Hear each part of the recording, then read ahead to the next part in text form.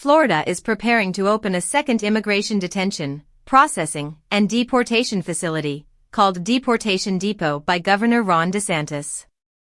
The new site will be located at the Baker Correctional Institution near Lake City in the northeast part of the state and is intended to house over 1,000 people. U.S. Immigration and Customs Enforcement agents will use a nearby airport to transport immigrants. DeSantis described the facility as a priority for both the state and the country.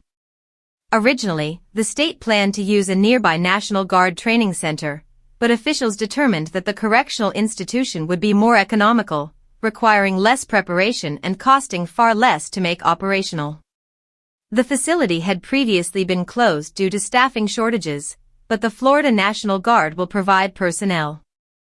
The Baker Correctional Institution is separate from another ICE detention center in the area. DeSantis noted that using this facility would require less setup compared with prior projects. The state has invested heavily in another facility in the Everglades, which opened earlier this year and quickly cost hundreds of millions to establish, with expected annual expenses in the hundreds of millions.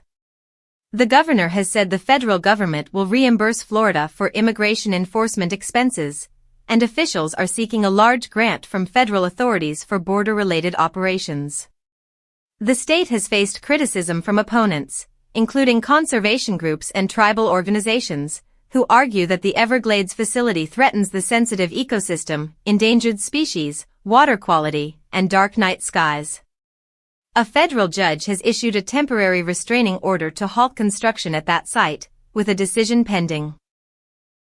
Florida officials have indicated that once the Everglades facility reaches capacity, they may consider opening another site at the National Guard's Camp Blanding. The Everglades facility currently houses roughly half its full capacity. DeSantis said federal authorities are increasing removal flights, though the state operates the center while deportation remains under federal jurisdiction. The opening of the Everglades site has also coincided with more migrants choosing the state's Voluntary departure program, a collaboration with U.S. Customs and Border Protection that provides commercial flights as an alternative to detention. Florida has not disclosed whether taxpayer funds are used for the flights, how many tickets have been purchased, or the destinations of the flights.